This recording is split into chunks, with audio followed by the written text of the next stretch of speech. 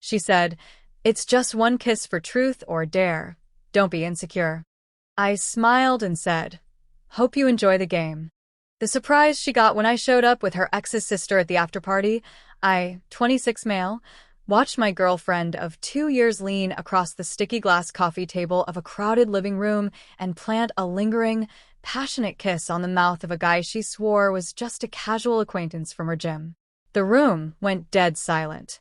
The music thumping from the speakers suddenly felt deafening. She didn't pull away immediately. She let it last, making sure everyone saw it, making sure I saw it. When she finally sat back, she caught my eye. There was no guilt in her expression. There was only a defiant, arrogant spark. She actually rolled her eyes at my shocked expression, tossed her hair back, and said loud enough for the entire room to hear, "It's just one kiss for truth or dare. Don't be insecure." I didn't yell. I didn't cause a scene. I just stood up, grabbed my jacket from the back of a chair, smiled at her, and said, "Hope you enjoy the game." I walked out the front door, leaving her completely stunned. She absolutely expected a fight. She wanted me to embarrass myself by begging her to respect our relationship so she could play the victim. Instead, I gave her absolutely nothing. The drive back to my apartment was cold and quiet. My mind was racing. That kiss wasn't a spontaneous dare. The way she moved, the way he held her waist, there was muscle memory there. They had done that before. By the time I unlocked my front door, my phone was blowing up. Girlfriend had sent over 30 text messages and called 6 times. The messages started with mock confusion, shifted to intense anger, and finally settled on blatant manipulation. She sent a massive paragraph to our mutual group chat, spinning the narrative instantly. She claimed I was dangerously controlling, that I had a fragile ego, and that I was trying to isolate her from her friends over a simple, harmless party game. I ignored it all. I sat at my kitchen island in the dark, thinking about the last few months. Her sudden need for privacy. Her phone always face down. The expensive gifts she claimed were bonuses from her entry-level marketing job. I needed facts, not just suspicion. She had a habit of leaving her old iPad synced to her iCloud in my guest room. She mainly used it for streaming shows, but she rarely updated the security settings. I walked into the guest room, picked it up, and opened her messages. I expected to find a thread with the gym guy from the party. What I found was infinitely worse, and it completely dismantled my reality. The guy from the party was literally just a pawn, a convenient distraction to make me jealous and keep me off balance. The real betrayal was hiding in a muted, heavily coded text thread with her ex. Here is where the continuity of her lies completely unraveled. Girlfriend and ex had supposedly broken up 3 years ago because they grew apart. We occasionally saw him at big group events because they shared the same extended friend group, and I was always the cool, trusting boyfriend who didn't mind them saying hello. The truth scrolling past my eyes on the bright iPad screen was a completely different story. They never stopped seeing each other. For the entire 2 years we had been together, she was funneling money from my joint accounts, money I thought was going toward our shared wedding savings, directly to ex to help him pay off massive gambling debts. I sat there reading messages that detailed exactly how she planned to extract more money from me. She had convinced me to upgrade my credit cards to accounts with higher limits a month prior, claiming we needed them to build credit for a mortgage. The messages revealed she was preparing to max them out for a girls' trip that was actually a 2-week vacation to Europe with ex. The next morning, girlfriend let herself into my apartment using her key. She didn't look apologetic at all. She marched into the kitchen, threw her designer bag on the counter, and crossed her arms. Her entitlement radiated off her like heat. "You ruined my entire night," she snapped, not even looking at me. "You embarrassed me in front of everyone. You owe me a massive apology. And since you completely humiliated me, you're paying for my spa weekend with the girls. Hand over your platinum card." I looked at her, and the sheer audacity was staggering. She was standing in my kitchen, demanding my money to go sleep with the man she had been cheating on me with for 2 years. "I'll make it right," I said, keeping my voice entirely flat.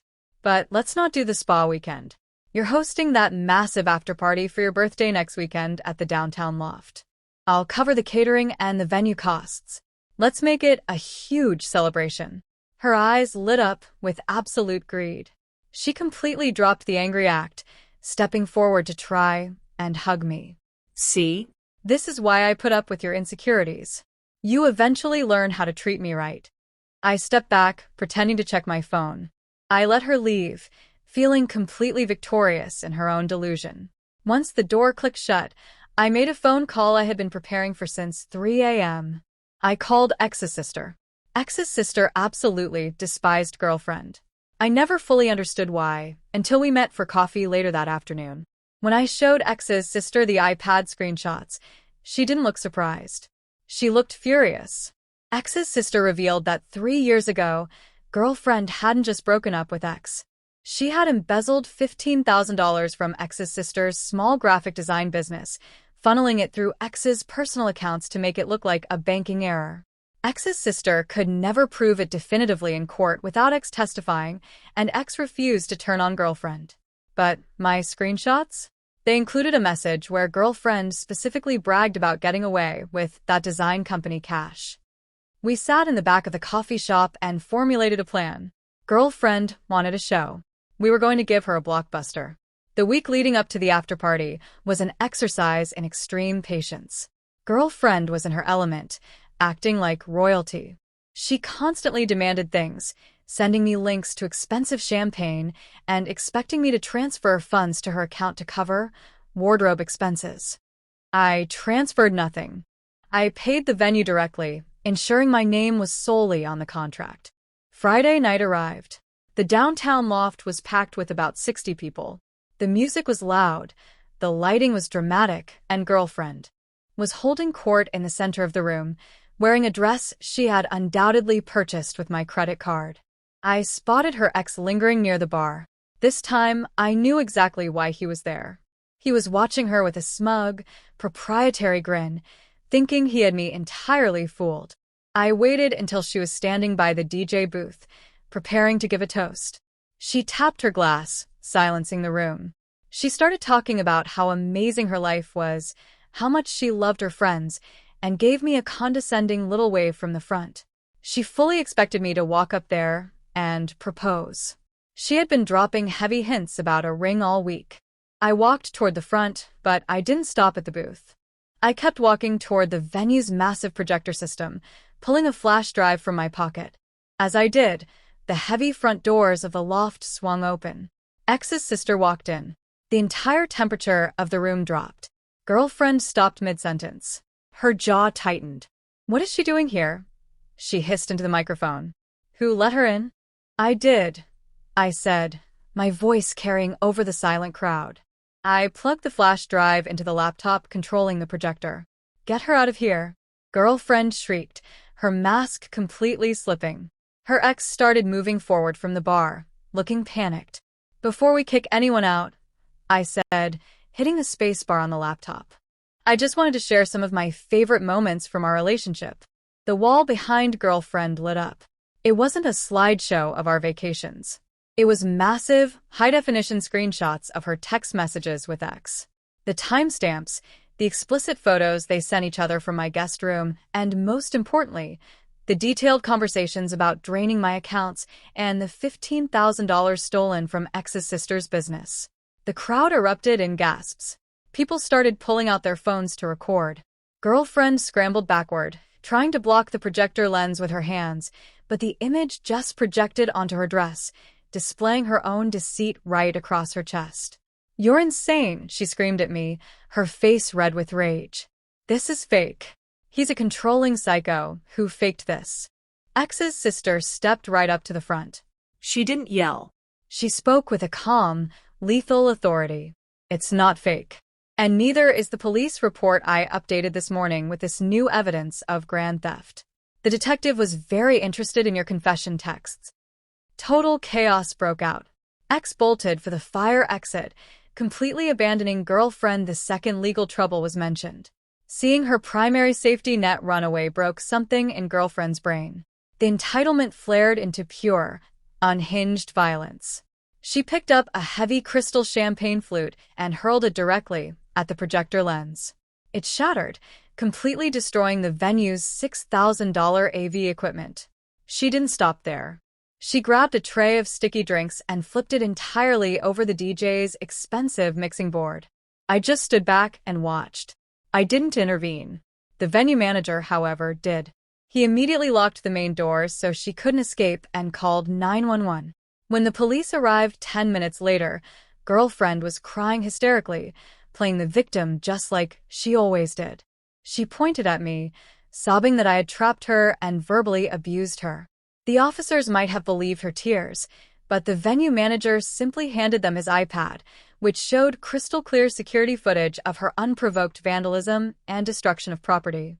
Under California Penal Code Section 594, vandalism resulting in over $400 of damage is a wobbler offense, but given the total destruction easily exceeded $8,000 between the projector and the soundboard, the police arrested her on a felony charge right then and there. As they put her in handcuffs, she looked at me, completely frantic, her makeup running down her face. "You have to bail me out. You owe me. You ruined my life. Pay for my lawyer." "Hope you enjoy the game," I replied, turning my back on her as they walked her out. The aftermath was swift and entirely legal. Because girlfriend had never formally signed a lease to my apartment, she had just practically moved herself in. She was legally considered a month-to-month lodger. However, to ensure absolute compliance with California Civil Code 1946, I immediately served her a formal 30-day notice to quit, delivering it to her via certified mail directly to the county jail. Since she couldn't return to the property anyway due to a temporary protective order the venue manager filed on behalf of the business, I meticulously packed all her belongings into heavy garbage bags and left them in a prepaid storage unit, mailing the key to her parents' house. X's sister took the text message evidence straight to civil court. Since the statute of limitations for fraud and conversion in our state hadn't expired yet, she filed a massive lawsuit against both girlfriend and ex. The best part?